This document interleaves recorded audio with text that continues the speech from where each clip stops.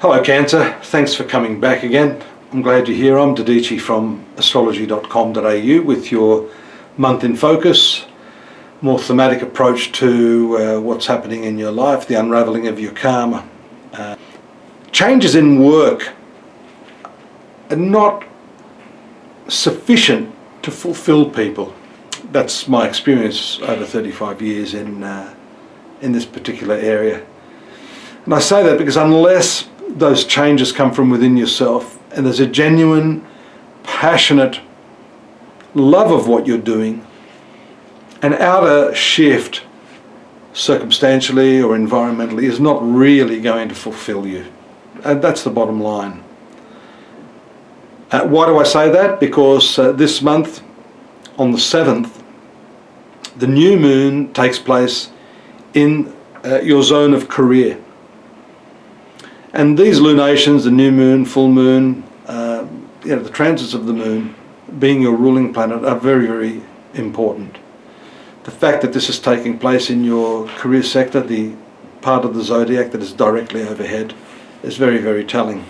Uranus, Mercury, the Sun, on the 6th, Venus, and then on the 7th, the new moon, all positing this 10th house of career, indicate that change, important changes, are very, very possible and even likely in the coming weeks and months. But, all of these planets are transiting a movable sign. For you, Aries is the sign which rules your career. The movable signs can sometimes be impulsive, especially the fiery movable sign like Aries. So that's why I'm saying to you that any change you make this month shouldn't be on a knee-jerk reaction. It has to be very, very carefully and deliberately thought through. There's no doubt, pardon me, there's no doubt that the transit of the Sun in the 10th house is a great omen for elevating your position, getting a new job, whether that be within the existing organisational structure or a job elsewhere. No doubt. In fact, a lot of people look to the money and think, wow, I'm going to get a $10,000 pay rise. But what I'm asking you to do is to analyse very, very carefully whether or not this is going to fulfill you.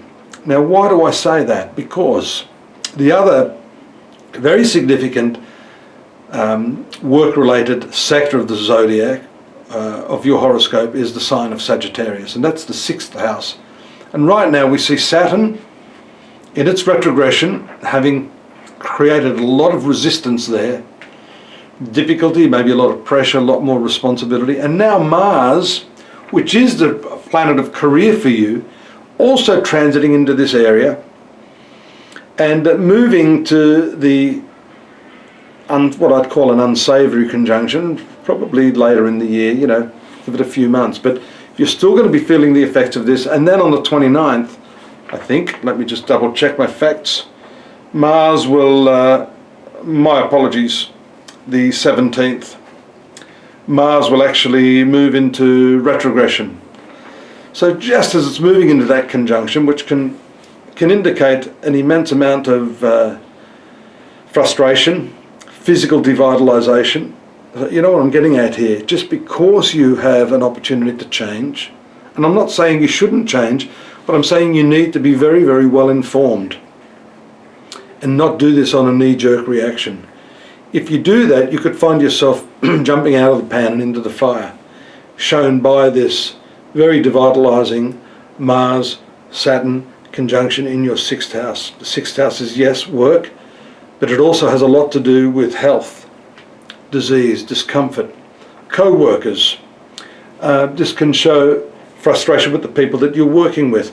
Or if you make that very, very impulsive jump, finding yourself in a situation where the people you're going to be working with were not exactly what you had anticipated, not at all your cup of tea.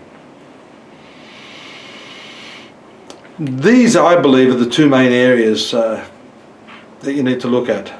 Well, it's sort of one main area, but there's two components to that. That's, the need for you to change and to develop and to expand and to grow, of course.